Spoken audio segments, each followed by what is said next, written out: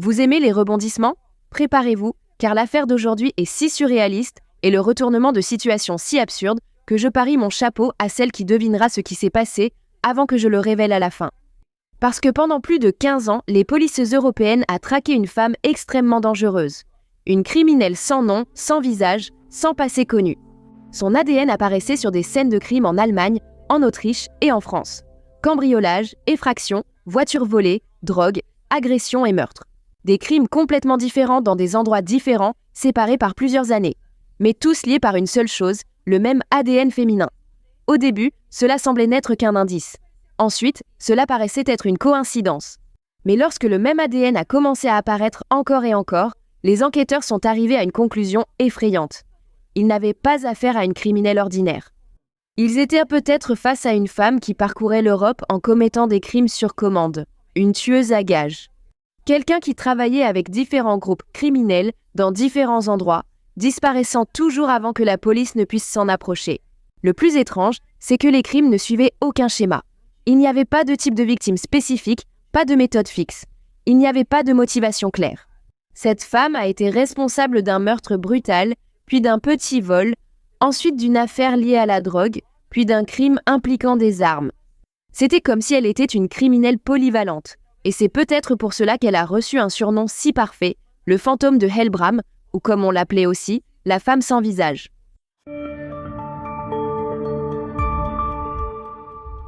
Salut tout le monde, je suis Su, bienvenue sur la chaîne. Si vous aimez comme moi les histoires bizarres, le true crime, théories du complot et curiosités étranges, n'oubliez pas de vous abonner à la chaîne, activez la petite cloche de notification pour ne rien manquer. Aimez, commentez, partagez, ça nous aide beaucoup sur la chaîne et on veut continuer à grandir. C'est parti pour la vidéo. L'histoire commence en 1993 dans une petite ville d'Allemagne appelée Idar-Oberstein. Je ne sais pas si je prononce ça correctement les amis. Là vivait Lia Silot, une femme de 62 ans, retraitée, qui a été retrouvée morte dans son propre appartement. Elle avait été étranglée avec du fil de fleuriste, comme celui utilisé pour les arrangements floraux. C'était un crime violent, cruel, qui demandait du sang-froid, puisque la personne qui a tué Lia Silot est entrée chez elle, puis l'a étranglée jusqu'à ce que son cœur s'arrête. Mais la scène du crime restait muette. Peu de réponses. Il y avait un certain désordre et apparemment la personne avait aussi pris l'argent que la dame gardait chez elle. Il n'y avait pas max pour l'amour de Dieu. Allez, va-t'en, va-t'en. Il y avait un certain désordre et apparemment la personne avait aussi pris l'argent que la dame gardait chez elle. Il n'y avait pas d'empreinte digitale d'inconnu. Il n'y avait pas de témoin. Personne n'a vu quelqu'un de suspect entrer ou sortir. Et un détail a beaucoup attiré l'attention de la police. Les voisins ont rapporté que le chien de Lia Silot, un Yorkshire, apparemment n'a pas aboyé pendant l'attaque. Cela soulevait une question. Est-ce que l'assassin était quelqu'un qu'elle connaissait? Était-ce quelqu'un qu'elle connaissait? Est-ce que le chien connaissait aussi cette personne? Ou bien le crime avait-il été planifié avec tant de soin que même l'animal n'a pas perçu le danger? Je ne sais pas, hein. La police a interrogé des proches, des voisins, des amis et des personnes qui circulaient dans la région. Mais rien n'est ressorti. Aucune piste solide, aucun suspect évident, aucune explication pour ce qui s'était passé dans cet appartement. À cette époque, les tests ADN ne faisaient que commencer et ce n'était pas comme aujourd'hui. Ils ont prélevé un échantillon sur le fil de fer utilisé lors du crime, mais n'ont pu déterminer que l'ADN appartenait à une femme. Avec le temps, aucune autre piste n'est apparue et l'affaire est restée au point mort. Des années plus tard, avec l'avancée des tests ADN, les enquêteurs ont décidé de rouvrir l'affaire. Les anciennes preuves ont été analysées à nouveau. Peut-être que, enfin, le meurtre de Lia Silot pourrait être résolu. Mais alors, la première surprise est arrivée. Lorsqu'ils ont analysé le profil ADN Compl et l'ont comparé à la base de données allemande qui venait d'être créée, ils ont découvert que l'ADN féminin trouvé sur la scène était déjà apparu dans une autre affaire plus récente. Très bien. Ce deuxième cas s'est produit en 2001 à Freiburg, également en Allemagne. La victime était Joseph, un homme de 61 ans qui vivait seul et tenait une boutique d'antiquités et d'objets d'occasion. Lui aussi a été retrouvé mort chez lui. Selon les enquêteurs, Joseph a été attaqué, frappé avec un objet lourd puis étranglé. Quelle horreur! Sa maison semblait avoir été fouillée et l'argent que Joseph gardait chez lui avait également disparu. L'arme utilisée pour le crime n'a jamais été retrouvée. Mais le détail le plus important est apparu dans un tiroir de la cuisine. Là, les experts ont trouvé le même ADN féminin que dans l'affaire de Lia Silot. À présent, la police avait 2 victimes âgées dans des villes différentes, tuées de manière violente, et l'ADN de la même femme sur les 2 scènes de crime. La théorie que la police allemande a élaborée était qu'une femme circulait peut-être à travers l'Allemagne, choisissant des personnes vulnérables, cambriolant leurs maisons et bien, tuant les victimes. La police a commencé à enquêter sur des personnes liées au commerce d'antiquités, des vendeurs itinérants, des gens qui se déplaçaient entre les villes. Peut-être la suspecte avait-elle rencontré Joseph ainsi et aussi croisé la route de Liasilot. Peut-être qu'elle s'approchait des victimes, gagnait leur confiance, entrait dans les maisons, puis attaquait. C'était une hypothèse avec peu de concret, seulement cet ADN. C'est alors que l'affaire est devenue plus étrange. Quelques mois plus tard, en octobre 2001, une enfant de 7 ans jouait dans une aire de jeu dans la ville de Dürerstein, également en Allemagne. Elle a fini par marcher sur une seringue jetée par terre et s'est blessée. La seringue contenait des traces d'héroïne. L'enfant a été emmené à l'hôpital et grâce à Dieu, tout s'est bien passé. La seringue a été envoyée pour analyse.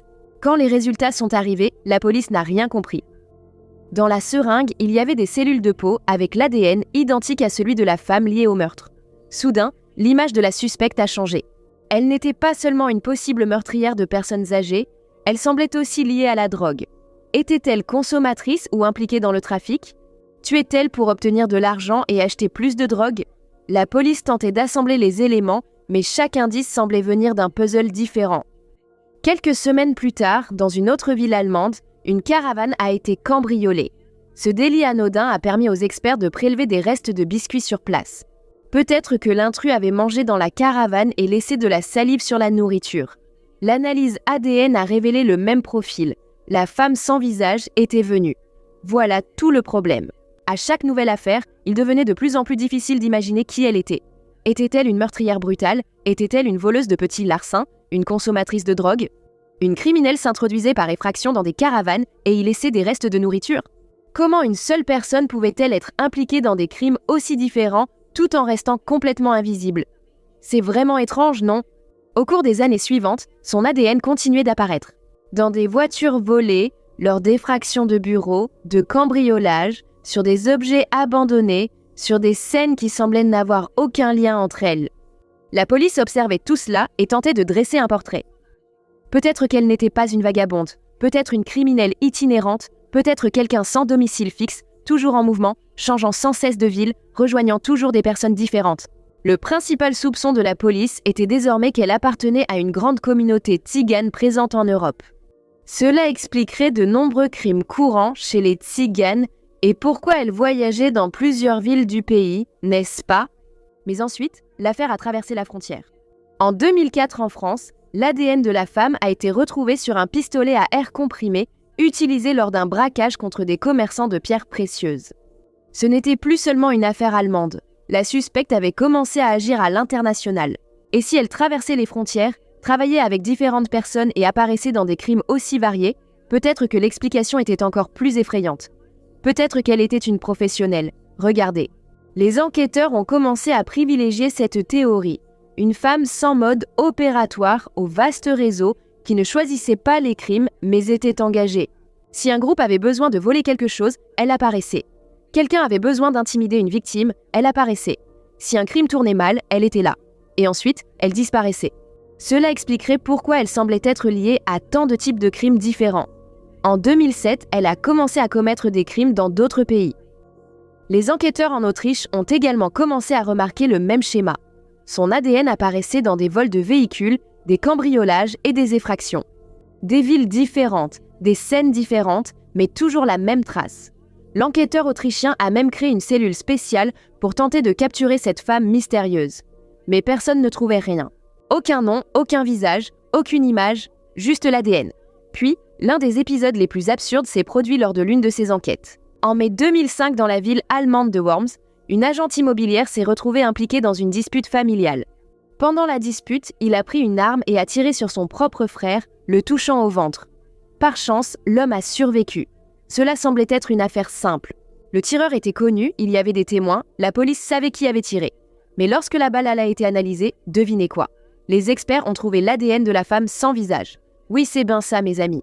Le même ADN que celui des meurtres des personnes âgées, de l'affaire de la seringue, de la caravane, des voitures et de tant d'autres crimes.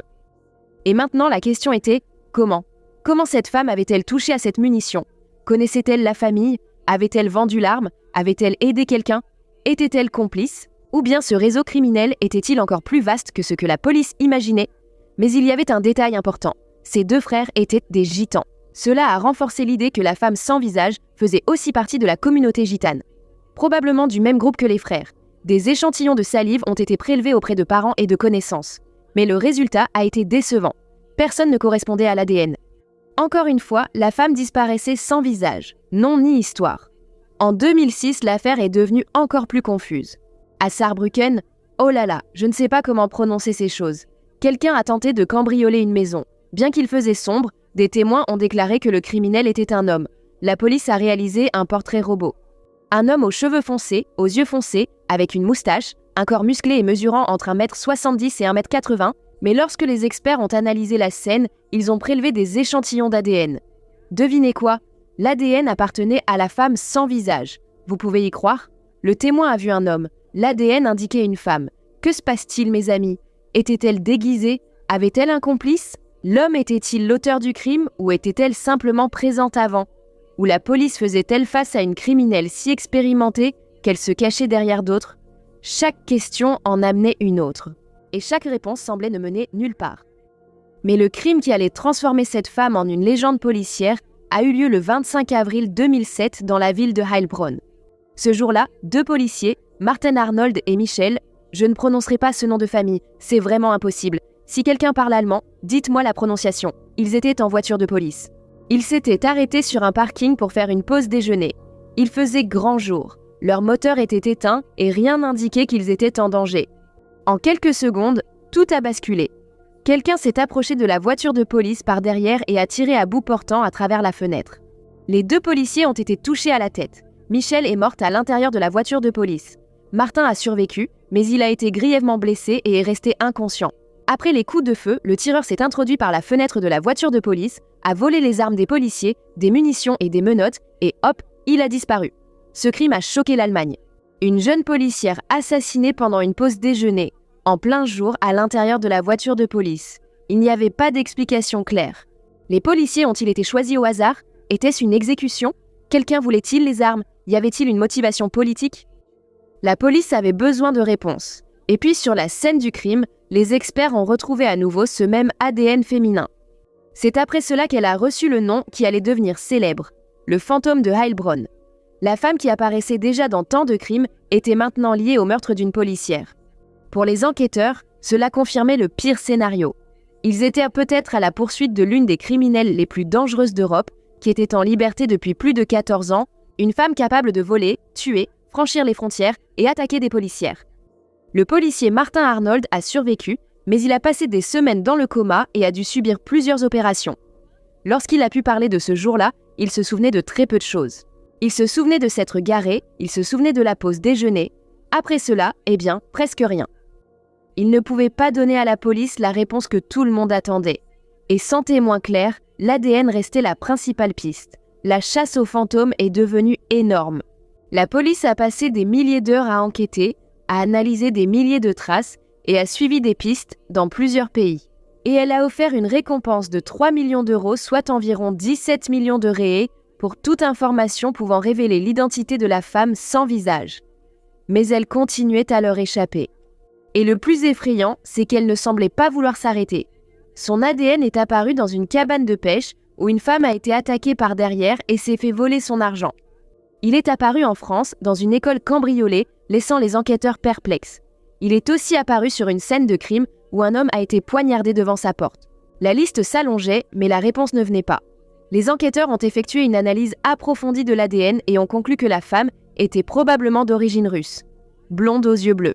Sur la base du témoignage d'une personne présente lors de l'un de ces crimes, la police a pu établir ce portrait robot ici.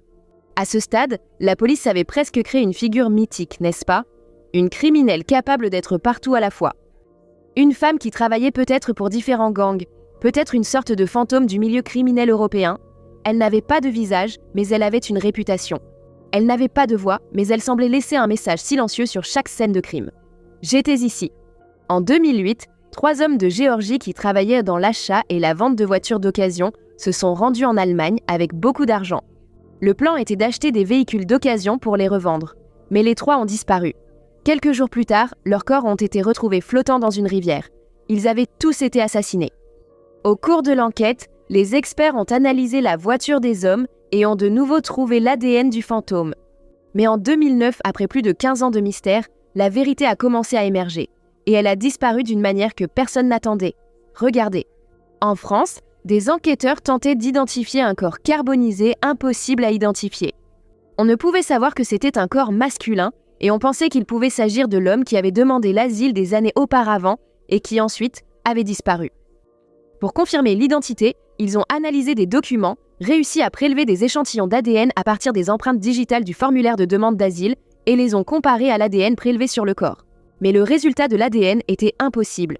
Après l'examen, il a été constaté que l'ADN trouvé était le même que celui de la femme sans visage. Le même ADN féminin retrouvé sur des dizaines de scènes de crime. Il n'y avait qu'un détail. Le corps était celui d'un homme, et ce n'était pas seulement étrange, c'était impossible. La police a refait l'examen, et cette fois l'ADN de la femme n'est pas apparu. Il a été confirmé que le corps était bien celui de l'homme ayant rempli la demande d'asile. Mais comment est-ce possible, mes amis? Comment cela se fait-il? Alors préparez-vous, parce que maintenant, il va y avoir un rebondissement. Vraiment. Parce que c'est après cette affaire qu'ils ont enfin réussi à identifier la femme sans visage. Ils ont enfin découvert l'identité de la tueuse en série la plus dangereuse d'Europe. C'était une femme au-dessus de tout soupçon, qui menait une vie ordinaire et allait travailler tous les jours comme n'importe quelle personne normale. Et c'est justement en découvrant son emploi que tout a commencé à s'éclaircir. Pour la première fois, les policiers ont cessé de se concentrer sur la supposée tueuse. Ils ont commencé à envisager une autre théorie. Des techniciens ont commencé à tester des écouvillons, ces cotons-tiges utilisés dans les kits médico-légaux. Ils ont testé les kits encore scellés, jamais utilisés sur une scène de crime. C'est alors que la réponse dévastatrice est tombée. Certains de ces cotons-tiges étaient déjà contaminés par de l'ADN. Plus précisément, par l'ADN qui avait été retrouvé sur plus de 40 scènes de crime dans plusieurs pays d'Europe. L'ADN féminin n'appartenait pas à une tueuse internationale. Il appartenait à une employée de l'usine où les écouvillons étaient fabriqués. À un moment donné, lors de la production ou de l'emballage, cette employée a été un peu négligente et son ADN a contaminé plusieurs lots de ces cotons-tiges. C'est incroyable, non? Lorsque des policiers de différents pays utilisaient ces cotons-tiges pour recueillir des preuves, ils introduisaient l'ADN d'une personne n'ayant jamais été sur les lieux. Ça s'est su et elle a perdu son emploi. C'est honteux. Pendant plus de 15 ans, la police a traqué une criminelle qui n'existait pas. Le fantôme de Heilbronn n'était pas une tueuse professionnelle. Ce n'était pas une tueuse en série, ce n'était pas une femme engagée par des gangs, ce n'était pas un génie du crime européen. C'était une erreur médico-légale, une contamination. Une erreur qui s'est répétée tant de fois qu'elle a fini par créer un personnage.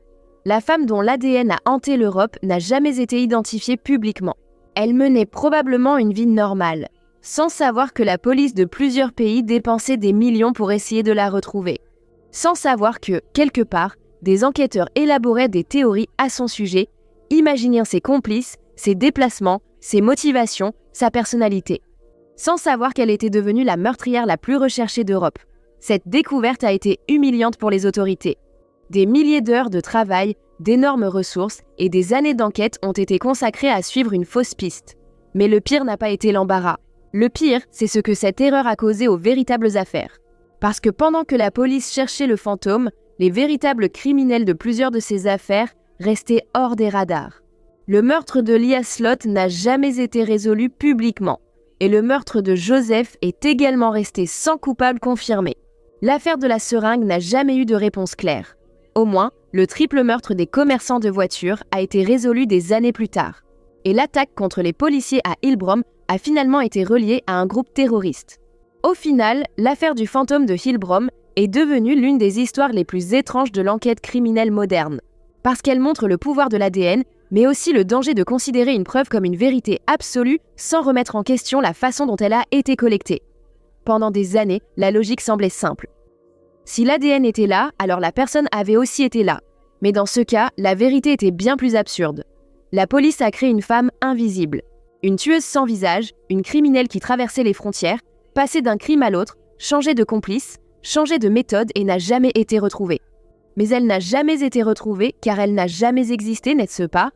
La grande méchante n'était ni une tueuse en série, ni une professionnelle engagée par des organisations criminelles, juste un coton-tige contaminé. Pendant 15 ans, l'Europe a traqué une tueuse qui semblait être partout. Mais finalement, elle n'était nulle part, mes amis. Vous avez aimé cette histoire? Dites-moi dans les commentaires ce que vous en pensez et qui parle allemand ici. J'ai sûrement dit plein de bêtises avec ces noms que je ne sais pas prononcer vraiment. Tu as aimé la chaîne? Abonne-toi, laisse un like, commente, partage, parce que ça aide vraiment beaucoup de monde ici sur la chaîne, d'accord? Restez connectés pour la prochaine vidéo. À bientôt. Oh là là, j'ai faim. Je vais manger avant de partir.